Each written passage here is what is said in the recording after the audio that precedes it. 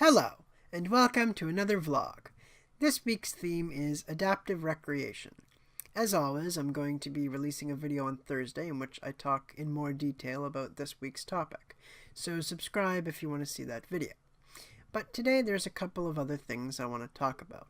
First, I want to talk a bit about my experiences at Camp Tidnish and Camp Brigadoon, and I also want to talk a little bit about some of the activities that I participated in at those camps and how they were adapted for people with disabilities. So let's get started. First, a little bit of background. Camp Tidnish is a camp for people with disabilities that's located just across the New Brunswick border, about 20 minutes outside of Amherst, Nova Scotia, and it's run by the Rotary Club, and the camp is owned by Easter Seals. The camp's been around for about 80 years, so it has quite a bit of history. Camp Brigadoon is in the valley, just outside Kentville in Nova Scotia. It's a newer camp, probably about 10 years old. Again, it's run by the Rotary Club, and it is a camp for children with disabilities and serious illnesses. Now, I went to Camp Tidnish for about 7 years myself. Between the ages of 14 and 22, there was a year gap. There was a year where I didn't go to the camp, but between that 8-year period, I went to the camp 7 times. And as you can imagine, Camp Tidnish is a very important part of my life. It's a place where I met a lot of very good friends, many of whom I'm still friends with. One of those friends was a man named Nick Vidido, who I was very good friends with for many years. Unfortunately, Nick passed away a few years ago, but there are still a lot of other friends that I have from Camp Tidnish. Camp Tidnish was an opportunity for me to really figure out who I was, what I wanted to do with my life.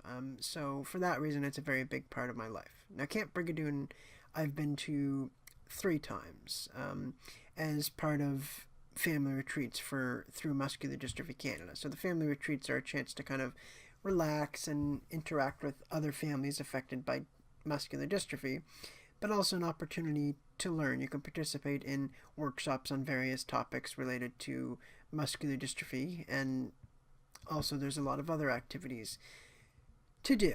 So I want to talk about some of those activities that I've participated in at Camp Tidnish and Camp Brigadoon. And I actually have a list here. I did up a little list of all the activities that I can remember participating in.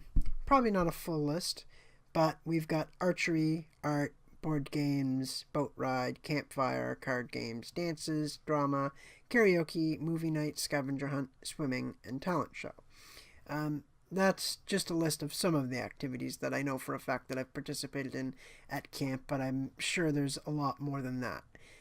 Today I want to talk about 3 or 4 activities in particular. I want to talk a little bit about the archery, the boat ride, the dances, and a little bit about the swimming.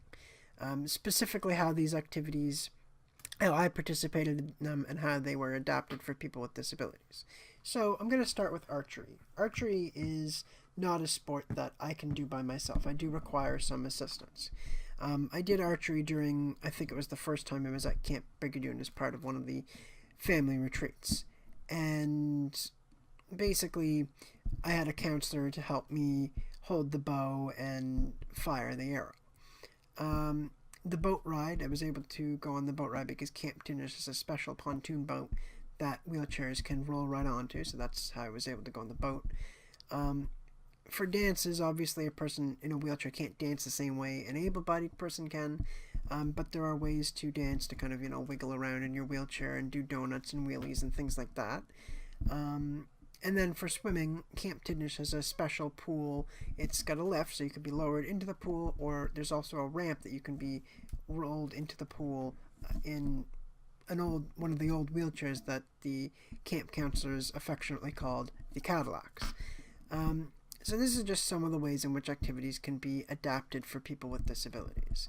A lot of people think that activities like these aren't suitable for people with disabilities because they think that either people with disabilities can't participate in them, or maybe they think that it's too much of a hassle to adapt these activities for people with disabilities. But from my experience, that's not the case.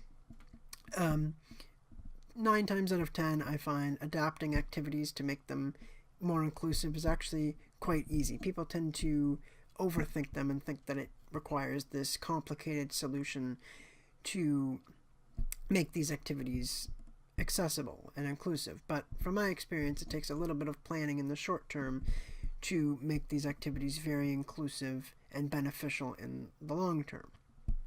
And for someone like me who is problem solving on a regular basis, eventually problem solving becomes less of a hassle, and coming up with unique solutions for difficult problems is quite easy. You can kind of look to your past experiences and ask yourself, how did I handle this situation previously when I experienced something similar, and how can I apply that to today's situation? Now, of course, I'm specifically talking about how I've adapted activities for me.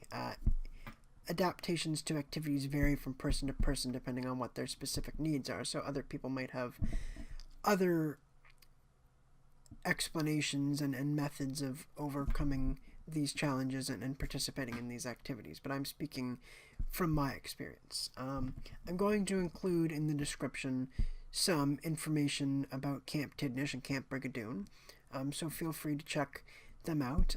Camp Tidnish and Brigadoon are not the only camps for people with disabilities. There's many camps for people with disabilities throughout Canada and around the world. And they're important because people with disabilities deserve to participate in recreation and go to camp just like every other child. Summer camp is a staple of people's childhood, and no one should be excluded from that, whether they have a disability or an illness or not. So anyway, I encourage you to check out those sources and information that I'm going to include in the description. I hope you enjoyed today's video. Subscribe if you want to see more videos, and I hope to see you on Thursday.